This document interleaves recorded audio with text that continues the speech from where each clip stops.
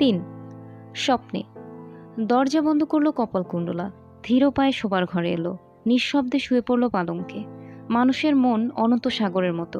প্রচণ্ড বাতাস যখন তার ওপর দিয়ে বয়ে যেতে থাকে, কে তার ঢেউ গুনতে পারে? কপালকুণ্ডলার মনে যে ঢেউরাশি বিক্ষুব্ধ হয়ে চলেছে, কে তা গুনবে? মনের দুঃখে শোয়ার ঘরে আসেনি নবকুমার। একা একা শুয়ে আছে কপালকুণ্ডলা। ঘুম আসছে না।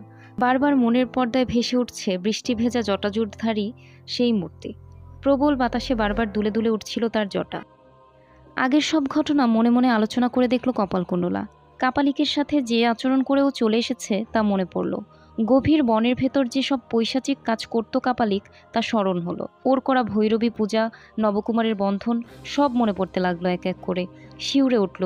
আজ রাতের সব ঘটনাও ভেসে উঠল মনের পর্দায়। শ্যামার ওষুধের আকাঙ্ক্ষা, নবকুমারের নিষেধ, তার সঙ্গে ওর দুর্ব্যবহার, তারপরে অরণ্যের জ্যোৎস্না ভেজা সৌন্দর্য, গভীর বনের ভেতর আলো, কুটির দুই লোকের কথাবার্তা, ছদ্মবেশী যুবক, তার অসাধারণ রূপ, সবই মনে পড়তে লাগলো।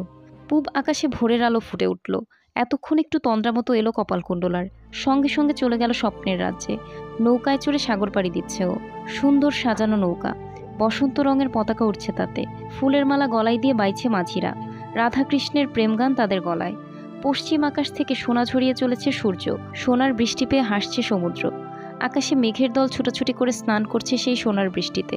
হঠাৎ রাত্রি হলো। কোথায় যেন ঢাকা পড়ে গেল সূর্য। সোনারঙা মেঘগুলো হারিয়ে গেল কোথায়। ঘন কালো মেঘ ছেয়ে ফেললো আকাশ। চারদিকে অথই সাগর, দিক ঠিক করার কোনো উপায় নেই। নৌকা ঘোরালো মাঝিরা, কিন্তু ঠিক করতে পারল না কোন দিকে বাইবে। গান বন্ধ করলো তারা। ছিঁড়ে ফেললো গলার মালাগুলো। আপনা থেকেই খসে জলে পড়ে গেল বসন্ত রঙের পতাকাখানি। বাতাস উঠল। পাহাড়ের সমান বিশাল এক একটা ঢেউ এগিয়ে আসছে নৌকার দিকে। হঠাৎ সেই ঢেউয়ের ভেতর থেকে মাথা উঁচু করল প্রকাণ্ড এক জটাজুটধারী পুরুষ। বাঁ হাতে তুলে নিল কপালকুণ্ডলার নৌকা। এইবার ডুবিয়ে দেবে সাগরের গভীরে। এমন সময় সেই ব্রাহ্মণ বেশি অপূর্ব সুন্দর যুবক এসে ধরল নৌকা। তোমায় রাখবো না ডোবাবো? জিজ্ঞেস করলো সে। প্রথমে কিছু বলতে পারল না কপালকুণ্ডলা। তারপর হঠাৎই ওর মুখ থেকে বেরিয়ে এলো, ডোবাও। নৌকা ছেড়ে দিল ব্রাহ্মণ বেশি। তখন নৌকাও শব্দময়ী হয়ে উঠল। বলল, আমি আর এভার বইতে পারি না, আমি পাতালে প্রবেশ করি।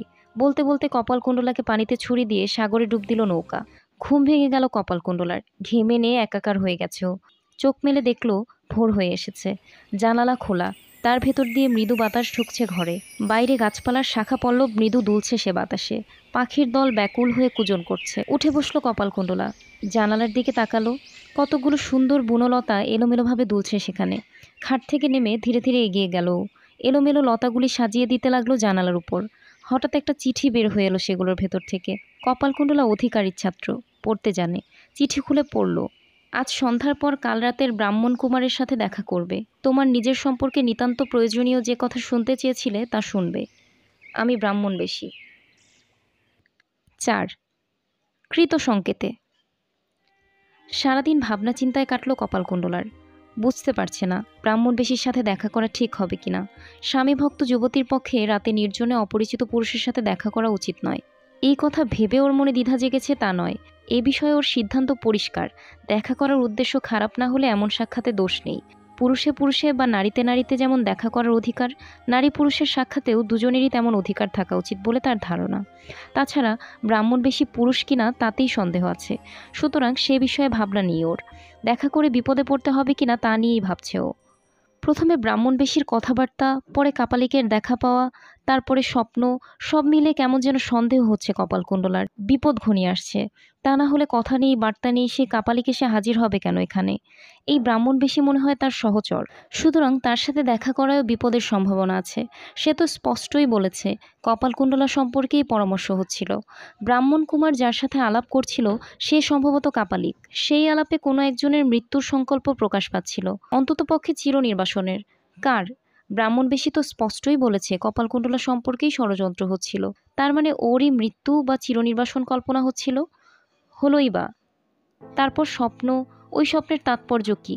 স্বপ্নে চরম দুঃসময়ে ওকে রক্ষা করতে চেয়েছিল ব্রাহ্মণবেশী। কাজেও তাই ফলছে। সব কথা খুলে বলতে চাইছে ব্রাহ্মণ কুমার। স্বপ্নে কপালকুণ্ডলা বলেছে ডোবাও, বাস্তবেও কি সেরকমই বলবে? না না, ওকে বাঁচানোর জন্য স্বপ্নে উপদেশ দিয়েছেন দয়াময়ী ভাবনী। ব্রাহ্মণ বেশি এসে উদ্ধার করতে চাইছে ওকে, তার সাহায্য না নিলে ডুবে যাবে। অতএব দেখা করাই ঠিক হবে। সিদ্ধান্ত নিয়ে ভাবনা চিন্তার ইতি টানল কপালকুণ্ডলা। অস্থিরতার ভেতর কেটে গেল দিনটা। সন্ধ্যার পর কোনো রকমে ঘরের কাজ শেষ করে বনের পথে রওনা হলো ও। যাওয়ার আগে শোয়ার ঘরের প্রদীপটা উজ্জ্বল করে রেখে গেল, কিন্তু যেই ও ঘর ছেড়ে বের হলো অমনি নিভে গেল প্রদীপ। দ্রুত পায়ে বনের দিকে হেঁটে চলেছে কপালকুণ্ডলা। হঠাৎ খেয়াল হলো কোথায় দেখা করবে ব্রাহ্মণবেশীর সাথে তা ভুলে গেছে। চিঠিতে লেখা ছিল, এখন মনে আসছে না কিছুতেই। চিঠিটা আবার পড়ে দেখা দরকার। ঘরে ফিরে এলো কপালকুণ্ডলা।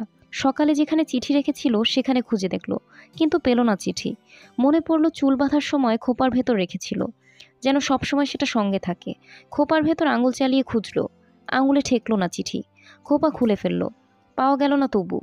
ঘরে যেখানে যেখানে রাখা সম্ভব সব জায়গায় খুঁজল, কিন্তু নেই চিঠিটা। বাতাসে মিলিয়ে গেছে যেন। শেষে কাল যেখানে দেখা হয়েছিল আজও সেখানেই দেখা হতে পারে ভেবে আবার রওনা হলো ও। চুল বাঁধার কথা আর মনে নেই। অবিবাহিতা মেয়ের মতো এলো চুলে হেঁটে চলল কপালকুণ্ডলা বনপথ ধরে। ৫. গৃহদ্বারে। সন্ধ্যায় যখন ঘরের কাজ করছিল কপালকুণ্ডলা, তখন খোপার ভেতর থেকে মাটিতে পড়ে গিয়েছিল চিঠি। খেয়াল করেনিও। নবকুমার দেখেছিল। খোপার ভেতর থেকে চিঠি খসে পড়ল দেখে বিস্মিত হল নবকুমার, কৌতূহলীও। একটু পরে কপালকুণ্ডলা অন্যদিকে যেতেই চিঠিটা তুলে নিয়ে বাইরে চলে এলো নবকুমার। পড়ে দেখল, ওই চিঠি পড়ে একটাই সিদ্ধান্ত করা সম্ভব। নবকুমারও তাই করল। যে কথা কাল শুনতে চেয়েছিল সে কথা শুনবে। কি সে কথা? প্রেমের কথা? ব্রাহ্মণবেশী মৃন্ময়ের প্রেমিক? যে আগের রাতের কথা জানে না তার পক্ষে আর কোনো সিদ্ধান্তে আসা সম্ভব নয়। চিতার আগুন যেভাবে জ্বলতে শুরু করে, প্রথমে দৃষ্টি আচ্ছন্ন করা ধোঁয়া, তারপর কাঠে আগুন, তারপর একে একে সমস্ত অঙ্গ প্রত্যঙ্গ জ্বলে ওঠা। চিঠি পড়ে তেমন অবস্থা হলো নবকুমারের। প্রথমে ভালো বুঝতে পারল না, পরে সন্দেহ, তারপর নিশ্চিত ধারণা, শেষে জ্বালা। মানুষের মন বেশি কষ্ট বা বেশি সুখ একবারে অনুভব করতে পারে না, ধীরে ধীরে অনুভব করে। প্রথমে ধোঁয়া আচ্ছন্ন করলো নবকুমারকে, পরে আগুনের শিখায় উত্তপ্ত হলো মন, শেষে দাউ দাউ আগুনে পুড়তে লাগলো হৃদয়। আগে দুই একবার খেয়াল করেছে কোনো কোনো বিষয়ে ওর অবাধ্য কপালকুণ্ডলা। বিশেষ করে নিষেধ সত্ত্বেও যেখানে খুশি সেখানে একা একা যায়, যার তার সাথে ইচ্ছামতো আচরণ করে। তাছাড়া ওর নিষেধ অমান্য করে একা একা বনে জঙ্গলে ঘুরে বেড়ায়। আর কেউ হলে এতেই সন্দিহান হতো, কিন্তু নবকুমার কখনো সন্দেহ করেনি কপালকুণ্ডলাকে। সন্দেহ করলে ওর নিজের জীবনই যে দুঃসহ হয়ে উঠবে। নিছক সন্দেহ হলে আজও তা দূর করতে পারত, কিন্তু আজ সন্দেহ নয়, বিশ্বাস বদ্ধমূল হয়েছে ওর মনে। যন্ত্রণার প্রথম বেগটা থিতিয়ে এলো ধীরে ধীরে। নীরবে বসে অনেকক্ষণ কাঁদল নবকুমার। একটু শান্ত হলো মনটা। কি করবে ঠিক করে ফেললো মনে মনে। আজ কিছু বলবে না কপালকুণ্ডলাকে। সন্ধ্যায় যখন বনে যাবে তখন গোপনে অনুসরণ করবে ওকে। ওর মহাপাপ নিজ চোখে দেখবে, তারপর বিসর্জন দেবে এই তুচ্ছ জীবন।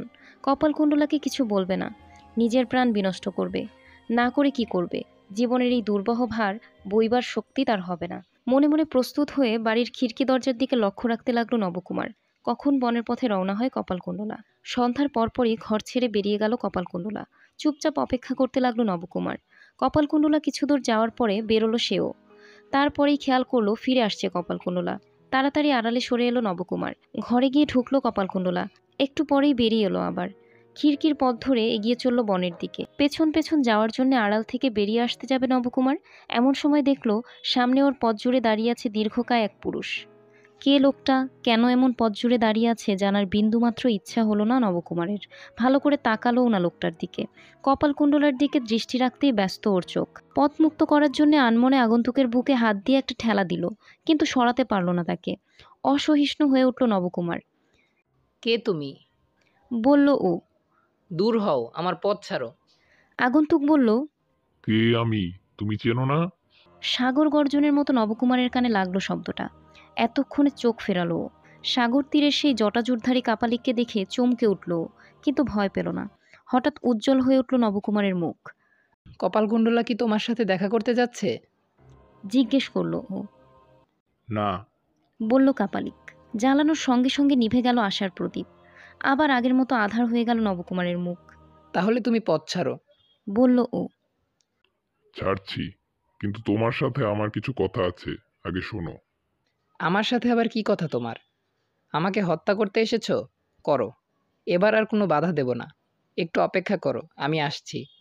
উফ, কেন আমি তখন দেবতুষ্টির জন্য শরীর দিলাম না? এখন তার ফল ভোগ করছি। যে আমাকে বাঁচিয়েছিল সেই আমাকে নষ্ট করলো। কাপালিক, এবার আর অবিশ্বাস করো না আমাকে, একটু অপেক্ষা করো। এখনই এসে তোমার হাতে তুলে দেব আমার প্রাণ। আমি তোমার প্রাণ নিতে আসিনি। বলল কাপালিক। ভবানীর তা ইচ্ছা নয়। আমি যা করতে এসেছি তা তোমার মনোপুত হবে। বাড়ির ভেতর চলো, আমি যা বলি শোনো। এখন না, অন্য সময় শুনবো। তুমি একটু অপেক্ষা করো, বিশেষ একটা কাজ আছে আমার, শেষ করেই আসছি। বৎস, আমি সবই জানি। তুমি সেই পপিস্টার অনুসরণ করবে তো? ও কোথায় যাবে আমি তা জানি। আমি নিজে তোমাকে নিয়ে যাব সেখানে। যা দেখতে চাও দেখাবো। এখন আমার কথা শোনো, ভয় পেও না। তোমাকে আর কোনো ভয় নেই আমার, এসো। কাপালিককে ঘরের ভেতর নিয়ে এলো নবকুমার। আসন এগিয়ে দিল বসবার জন্যে। নিজেও বসলো। তারপর বলল, বলো। 6 পুনরালাপে। আসনে বসে কাপালিক 2 বাহু উঁচু করে দেখালো। আশ্চর্য হয়ে দেখল নবকুমার, দুটো বাহুই ভাঙা। যে রাতে কপালকুণ্ডলার সাথে সমুদ্র তীর থেকে পালায় নবকুমার, সে রাতে ওদের খুঁজতে খুঁজতে বালিয়াড়ির চূড়া থেকে পড়ে যায় কাপালিক। পাঠকদের নিশ্চয়ই স্মরণ আছে সে কথা। পড়ার সময় 2 হাত মাটিতে ঠেকিয়ে শরীর বাঁচানোর চেষ্টা করেছিল সে। তাতে শরীর বেঁচেছিল বটে, কিন্তু ভেঙে যায় হাত দুটো। নবকুমারকে সব কথা খুলে বলল কাপালিক। শেষে যোগ করল, দৈনন্দিন কাজগুলো করতে বিশেষ অসুবিধা হয় না এই বাহু দিয়ে, কিন্তু এতে আর বিন্দুমাত্র শক্তি নেই। এমনকি কাঠ সংগ্রহ করতেও কষ্ট হয়। একটু থামল কাপালিক, তারপর আবার শুরু করলো। আমার হাত দুটো ভেঙেছে, কিন্তু শরীর সম্পূর্ণ সচল, শক্তিশালী। মাটিতে পড়ার সঙ্গে সঙ্গেই যে তা টের পেয়েছিলাম এমন নয়। পড়ার সঙ্গে সঙ্গে জ্ঞান হারিয়েছিলাম। কয়দিন যে ওই অবস্থায় ছিলাম বলতে পারবো না। 2 রাত 1 দিন হবে বোধহয়। ভোরবেলা আবার জ্ঞান ফিরে পেলাম পুরোপুরি। তার ঠিক আগেই একটা স্বপ্ন দেখেছিলাম আমি, যেন ভবানী বলতে বলতে রোমাঞ্চিত হয়ে উঠল কাপালিকের শরীর। স্বয়ং এসে দাঁড়িয়েছেন আমার সামনে। ভ্রুকুটি করে আমায় বকছেন। বলছেন, রে দুরাচার, তোরই চিত্তের অশুদ্ধির কারণে আমার পূজায় বাধা এসেছে। এতদিন ইন্দ্রিয়ের লালসায় অন্ধ হয়ে তুই এই কুমারীর রক্তে আমার পূজা করিসনি। অতএব এই কুমারী হতেই তোর আগের সব সাধনার ফল নষ্ট হলো। আমি তোর পূজা আর কখনো গ্রহণ করব না। তখন আমি কেঁদে লুটিয়ে পড়লাম মায়ের চরণে। প্রসন্ন হলেন মা। বললেন, বৎস, ঠিক আছে, প্রায়শ্চিত্ত করলে আবার তোমার পূজা আমি গ্রহণ করব। আমি কেঁদে জিজ্ঞেস করলাম, কি প্রায়শ্চিত্ত মা? জননী উত্তর দিলেন, সেই কপালকুণ্ডলাকে আমার কাছে বলি দেবে। যতদিন না পারো আমার পূজা করো না। কতদিনে বা কিভাবে আমি ভালো হলাম বলার কোনো প্রয়োজন নেই। সুস্থ হয়ে আমি দেবীর আজ্ঞা পালনের চেষ্টা শুরু করলাম। কিন্তু তখন হাত দুটোয় শিশুর শক্তিও নেই। শক্তি ছাড়া চেষ্টা সফল হবে না। সুতরাং একজন সহকারীর দরকার হলো। কিন্তু সহকারী তো আর চাইলেই পাওয়া যায় না। ধর্মকর্মে বিশেষ মন নেই আজকালকার মানুষের। তাছাড়া কলির প্রভাবে দেশের রাজা বিধর্মী। রাজরোষে পড়ার ভয়েই কেউ এমন কাজের সাথী হতে রাজি হয় না। বহু খোঁজাখুঁজি করে জানতে পারলাম পাপিষ্ঠা কোথায় থাকে, কিন্তু পঙ্গু হাত দুটোর শক্তির অভাবে ভবানীর নির্দেশ পালন করতে পারিনি। মনস্কামনা মনস্কামনা সফল করার জন্য তন্ত্রের বিধান অনুসারে ক্রিয়াকর্ম করে থাকি কেবল। কাল রাতেও হোম করছিলাম ওই বনের ভেতর। সেই সময় নিজের চোখে দেখলাম এক ব্রাহ্মণ কুমারের মিলন হলো কপালকুণ্ডলার সাথে। আজও ও দেখা করতে যাচ্ছে তার সাথে। দেখতে চাও? আমার সাথে এসো, দেখাবো। থামল কাপালিক। নবকুমার মূর্তির মতো বসে আছে দেখে আবার শুরু করলো কাপালিক। বৎস, কপালকুণ্ডলাকে হত্যা করা যায়। কোনো দোষ হবে না তাতে। ভবানীর নির্দেশে ওকে হত্যা করব আমি। একটু ইতস্তত করলো কাপালিক, তারপরে বলল, তোমার বিশ্বাসকে হত্যা করেছে ও। তুমিও ওকে হত্যা করতে পারো। তুমি সাহায্য করবে আমাকে? এই অবিশ্বাসিনীকে ধরে আমার সাথে যজ্ঞের জায়গায় নিয়ে চলো। নিজ হাতে বলি দাও একে। ঈশ্বরের কাছে যে অপরাধ করেছো তা থেকে মাফ পাবে। পবিত্র কাজে অক্ষয় পুণ্য সঞ্চয় হবে। বিশ্বাসঘাতিনীর শাস্তি হবে। প্রতিশোধ নেওয়াও হবে। থামল কাপালিক। কোনো জবাব দিল না নবকুমার। ঘেমে নিয়ে উঠেছে ও। ওকে নীরব দেখে কাপালিক আবার বলল, বৎস, যা দেখাবো বলেছিলাম তা দেখবে চলো। ঘরমাক্ত দেহে ধীরে ধীরে উঠে দাঁড়ালো নবকুমার। রওনা হলো কাপালিকের সঙ্গে।